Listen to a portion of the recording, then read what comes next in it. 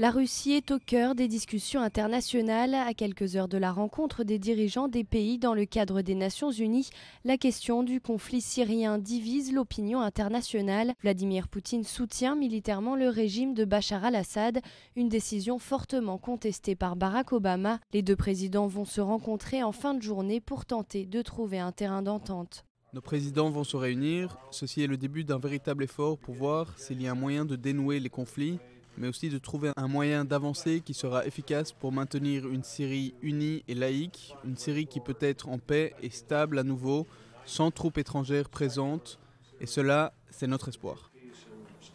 Et les rencontres entre Occidentaux et Iraniens se multiplient à ce sujet. Ce dimanche, François Hollande a rencontré Hassan Rouhani et soutient que des discussions vont se faire avec tous, mais sans une alliance avec Bachar al-Assad. La France discute avec tous et n'écarte personne. En revanche, la France considère que l'avenir de la Syrie ne peut pas passer par Bachar el-Assad. François Hollande se range donc du côté des États-Unis, une position à milieu de celle défendue par Vladimir Poutine.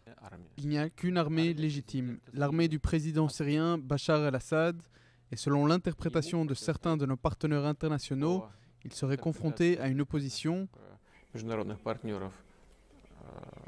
Mais la vérité, c'est que l'armée d'Assad se bat contre les organisations terroristes. Et ce dimanche, Paris a effectué ses premières frappes aériennes. Un des QG de l'EI qui aurait préparé des attentats visant l'Europe a été la cible des frappes françaises. La rencontre des Nations Unies, qui débutera ce lundi à New York, tentera donc de trouver un terrain d'entente.